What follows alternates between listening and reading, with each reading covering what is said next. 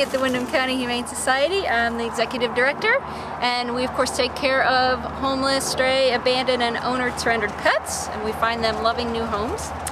And we have some dogs up from Kentucky that just came up on Wednesday morning. Kentucky still has a high euthanasia rate, and we tend to have room in our kennels. So we help to save some beautiful doggy lives and bring them up here where Vermonters are looking for good new dogs.